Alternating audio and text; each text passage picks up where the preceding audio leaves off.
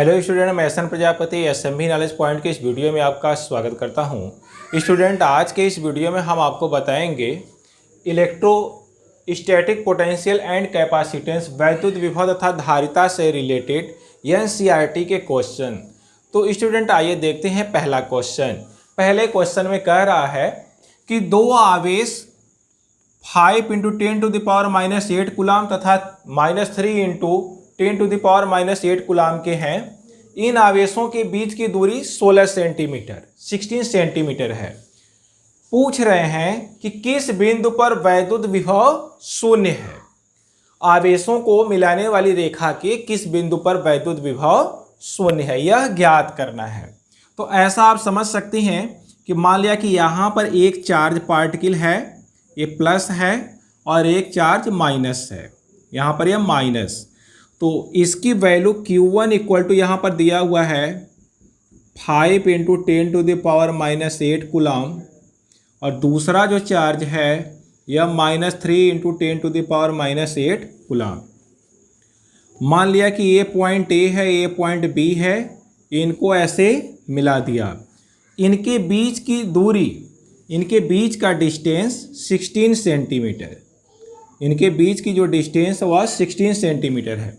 तो पूछ रहे हैं कि इन दोनों आवेशों को मिलाने वाली रेखा के किस बिंदु पर वैद्युत विभव शून्य है। तो हम सबसे पहले देखेंगे, यहाँ पर दो अवस्थाएं आ सकती हैं, दो केस आ सकता है। पहला केस यह आ सकता है कि AB के मध्य में स्थित किस बिंदु पर वैद्युत विभव शून्य हो सकता है। दूसरा केस यह हो सकता है कि AB को मिलाने वाली रेखा के बढ़े हुए भाग पर स्थित किसी बिंदु पर वैद्युत विभव शून्य हो सकता है। तो यहाँ पर दो सिचुएशन आता है। तो यहाँ पर लिखेंगे केस फर्स्ट। तो यहाँ पर जरा देखें केस फर्स्ट। तो केस फर्स्ट में हम यह मान लेंगे कि मान लिया कि A से यक्स, बिंदु A से यक्स दूरी पर स्थित किसी बिंदु पर वैद्युत विभव शून्य है।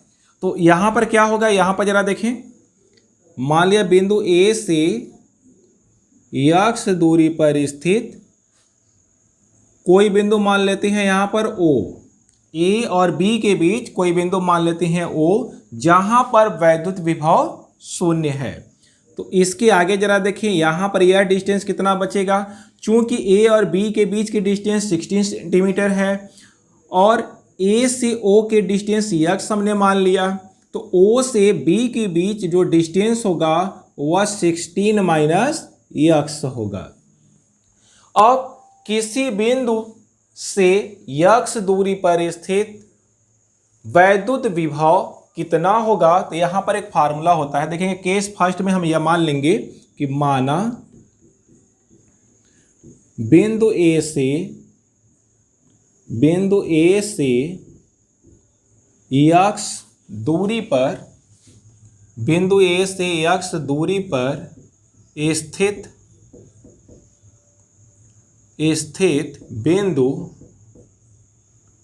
O पर वैद्युत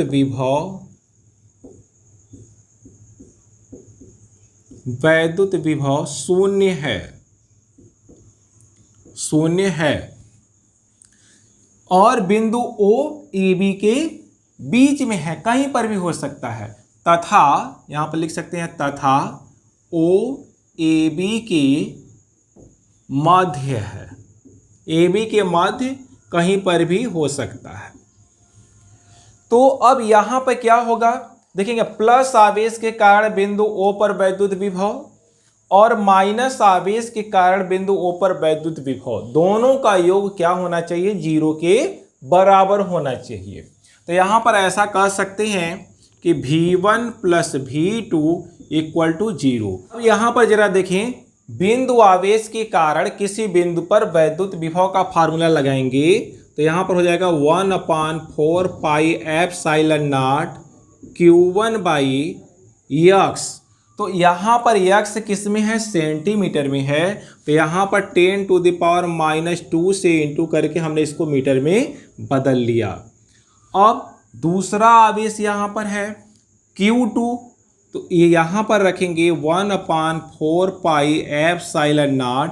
देखेंगे यह Q1 है और यह क्या है, यह Q2 है। तो यहाँ पर लिखेंगे Q2 अपान, अब बिंदु O से बिंदु B की दूरी मीन्स इस आवेश की दूरी कितनी हो जाएगी, 16 माइनस यक्स। तो यहाँ पर लिखेंगे 16 minus X into 10 to the power -2 और इक्वल टू कितना, 0। अब यहाँ से जरा देखें 1/4 pi epsilon not, 1/4 pi epsilon not और 10 टू द पावर -2 को कॉमन लेकर इस साइड से हम लोग क्या करेंगे, उस साइड जब भेज देंगे तो वो पूरा 0 हो जाएगा। बचेगा क्या, यहाँ से बचेगा Q1 अपान यक्स, ऐसे समझ सकते हैं। चलिए कॉमन भी लेकर दिखा देते हैं। 1/4 pi epsilon naught 10 to the power -2 को कॉमन ले लीजिएगा तो यहाँ पर बचेगा, अच्छा ये माइनस आवेश है तो यहाँ पर जरा देखेंगे ये माइनस है तो यहाँ पर भाई ये प्लस तो लगेगा ही, लेकिन जब वैल्यू रखेंगे Q2 का तो यहाँ पर माइनस चिन्ह के साथ रखा जाएगा। तो अभी अब आगे हम जब वैल्यू रखेंगे तो Q2 की जब वैल्यू रखेंगे तो यहाँ पर माइनस चिन्ह के साथ रखेंगे। अभी Q2 रखना है इसलिए यहाँ पर हम प्लस ही रखेंगे।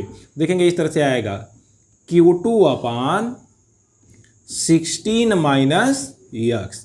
इसमें से क्या कॉमन हो गया, 1/4 pi epsilon naught 10 to the power -2 common हो गया, दिस इक्वल टू 0। अब इसको हम लोग क्या करेंगे, इस साइड में भेज देंगे तो ये पूरा का पूरा क्या हो जाएगा, 0 हो जाएगा। अब बचेगा क्या, बचेगा Q1 upon x plus Q2 upon 16 minus x equal to 0। अब इसको उस साइड कर लेते हैं तो यहाँ पर हो जाएगा Q1 upon x equal to -Q2 upon 16 minus x. अब Q1 और Q2 की वैल्यू यहाँ पर रख दी जाएगी। जब Q1 की वैल्यू रखेंगे तो Q1 की वैल्यू है 5 × 10 to the power -8 upon x equal to, यहाँ पर जरा देखिए यह माइनस पहले से लगा हुआ है और इसकी वैल्यू Q2 की वैल्यू क्या है, माइनस चिन्ह के साथ रखेंगे क्योंकि Q2 की वैल्यू है -3 × 10 टू द पावर -8, तो -3 × 10 to the power -8 upon 16 minus x. तो इस तरह से दोनों साइड से 10 to the power -8 10 to the power -8 से कैंसिल हो जाएगा। यहाँ पर आएगा 5 अपान यक्स इक्वल टू 3 अपान 16 माइनस यक्स। क्रॉस मल्टीप्लाई कर लेंगे तो यहाँ पर आ जाएगा 80 minus 5x 80 minus 5x equal to 3x। अब यहाँ से जरा देखें इस 5x को हम लोग इस साइड में लिख लेंगे तो इस तरह से हो जाएगा 80 इक्वल टू 8x। इस तरह से यह 5 इधर जाकर 8x हो जाएगा। अब 8 से डिवाइड कर लेंगे तो x इक्वल टू आएगा 80/8 मीन्स x इक्वल टू आ जाएगा, यहाँ से जब डिवाइड कर देंगे तो यहाँ से आ जाएगा 10, तो x इक्वल टू आ गया 10 सेंटीमीटर। x कितना आ गया, 10 सेंटीमीटर। मीन्स बिंदु A से या कह सकते हैं कि आवेश 5 × 10 टू द पावर -8 कूलाम से 10 सेंटीमीटर की दूरी पर स्थित किसी बिंदु पर वैद्युत विभव शून्य होता है। अब दूसरा केस यह आता है कि AB के बढ़े हुए भाग के किस बिंदु पर वैद्युत विभव शून्य होगा। तो यहाँ पर दो सिचुएशन था, पहला कि AB के मध्य स्थित बिंदु पर और दूसरा आएगा कि AB के बाहर किस बिंदु पर वैद्युत विभव शून्य होगा। तो अब हम आते हैं केस 2 पर। तो यहाँ से जरा देखेंगे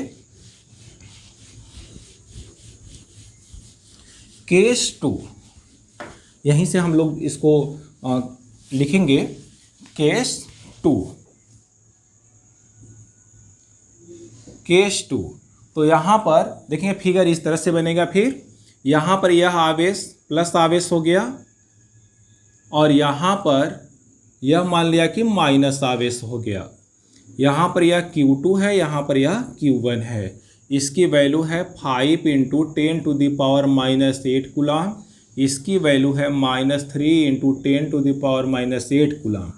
अब A पॉइंट ए यह पॉइंट बी। अब ए बी के बढ़े हुए भाग पर स्थित किसी बिंदु पर वैद्युत विभव शून्य है। तो ए से इसकी दूरी कितनी है, या फिर बी से इस बिंदु की दूरी कितनी है। यह देखेंगे, यह हो गया 16 सेंटीमीटर।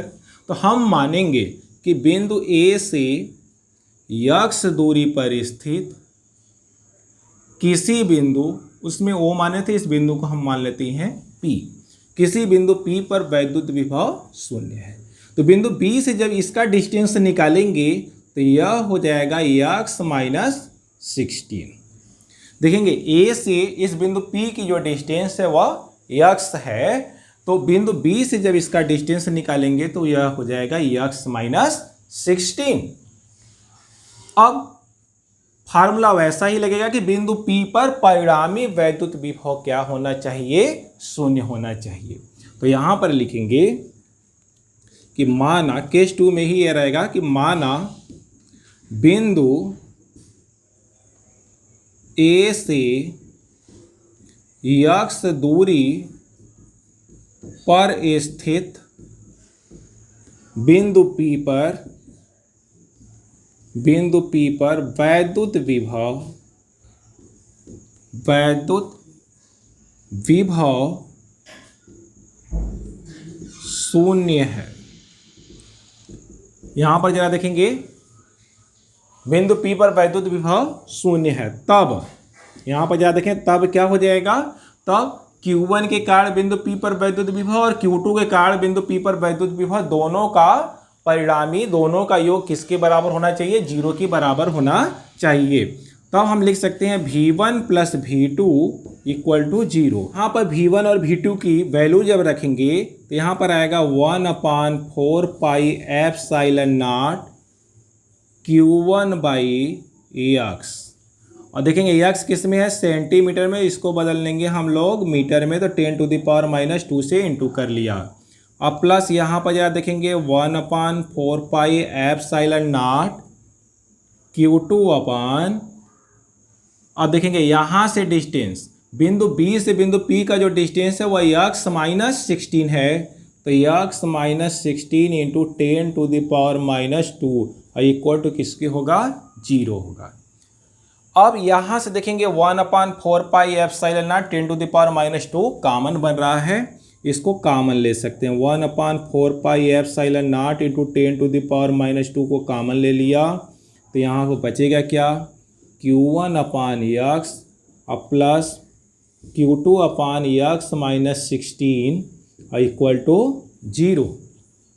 अब इस कॉमन लिए पोर्शन को हम लोग इस साइड भेज कर 0 बना लेंगे, तो यहाँ पर बचेगा क्या, यहाँ से केवल मिलेगा Q1 by x equal to plus Q2 by x minus 16 equal to 0, केवल इतना बचेगा। अब इसके बाद इसको हम लोग साइड चेंज कर लें, तो Q1 upon x equal to minus Q2 upon यहाँ पर यक्स माइनस 16।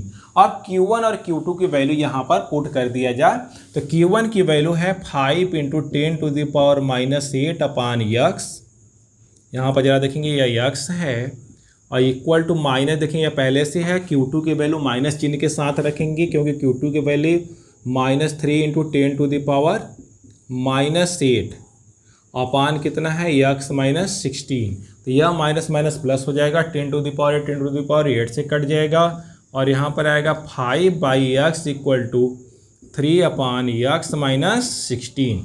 अब इसके बाद इसका क्रॉस मल्टीप्लाई करेंगे, तो यहाँ पर हो जाएगा 5x minus 80 equal to 3x, ऐसे क्रॉस मल्टीप्लाई कर लेंगे।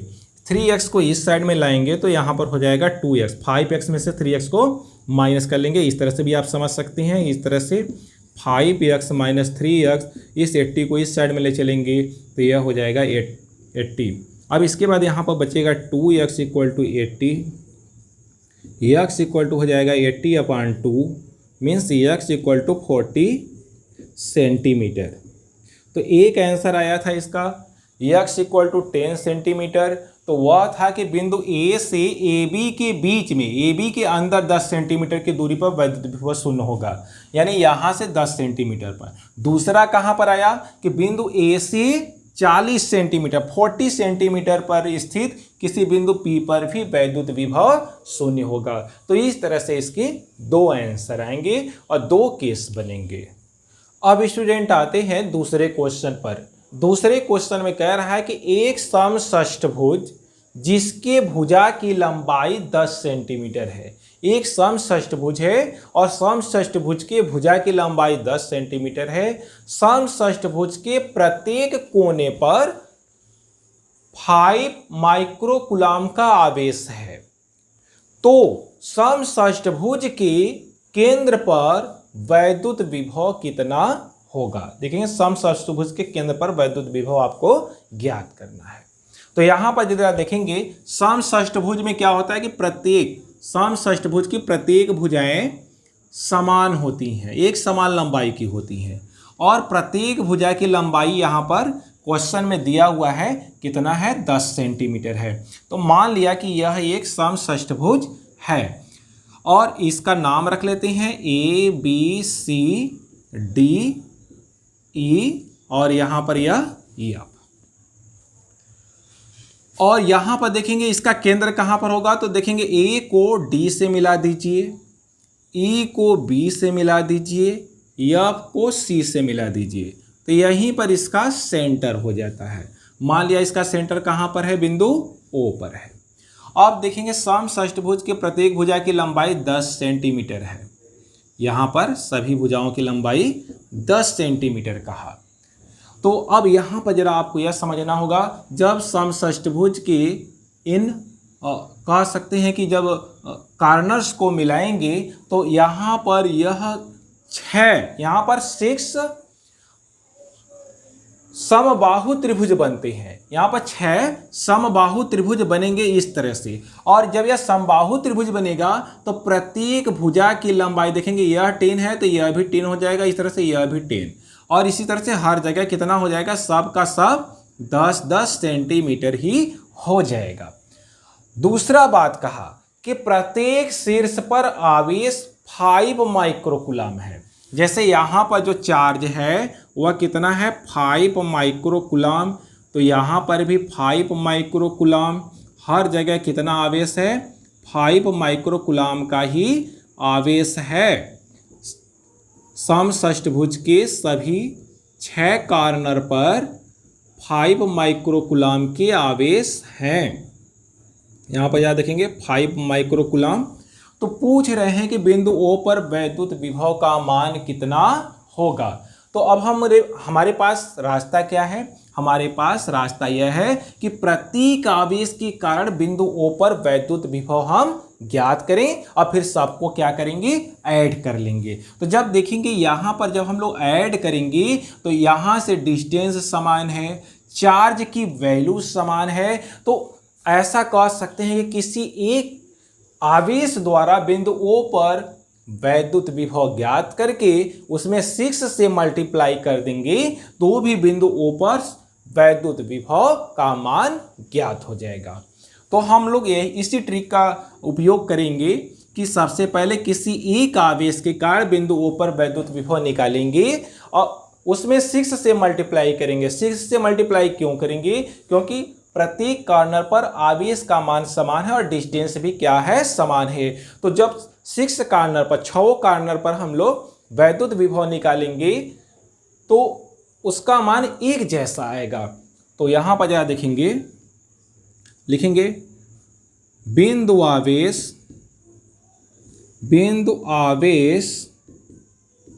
पहले हम मान लेते हैं A, बिंदु आवेश A, और आवेश का मान भी लिख सकते हैं। बिंदु आवेश A के कारण बिंदु O पर वैद्युत विभव तो देखेंगे यहाँ पर V1 पहला आवेश यह है, तो इसके कारण बिंदु O पर वैद्युत विभव कितना हो जाएगा? तो फार्मूला होता है 1/4 पाई एप्सिलॉन नॉट Q/R, यह फार्मूला होता है।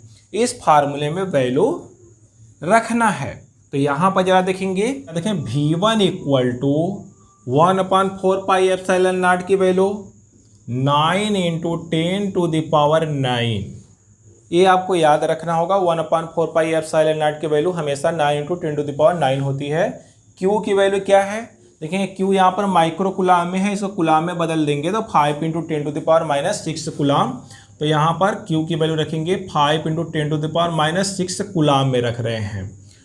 तो अब यहाँ पर R है, R क्या है, डिस्टेंस है। डिस्टेंस यहाँ पर सेंटीमीटर में दिया हुआ है, लंबाई 10 सेंटीमीटर है, तो इसको हम लोग मीटर में रखेंगे। तो यहाँ पर देखेंगे 10 × 10⁻², ऐसा रख सकते हैं। अब यहाँ पर देखें V1 इक्वल टू कितना हो जाएगा, देखें एक 10, एक -2 से कट जाएगा तो एक बचेगा 10⁻⁻1। 10⁻⁻1 को जब ऊपर ले चलेंगे तो यहाँ पर हो जाएगा 10⁻10, और 10⁻10 में से इसको क्या कर लेंगे हम लोग, माइनस कर लेंगे, तो बचेगा 10⁻⁴। और यहाँ पर कितना हो जाएगा, 9 × 5 = 45। तो यहाँ पर देखेंगे यह आएगा 4 या ऐसे देख सकते हैं 45 × 10⁻⁴, क्या आ जाएगा यहाँ पर 10 देखेंगे यहाँ पर 9 × 5 = 45 और 10 बचेगा 4।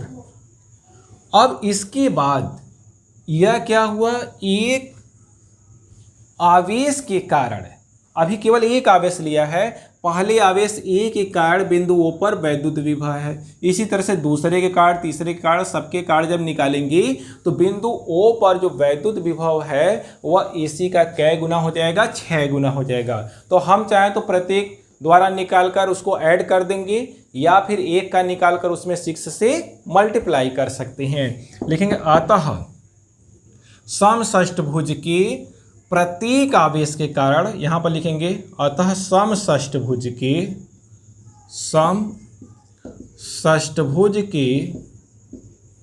प्रत्येक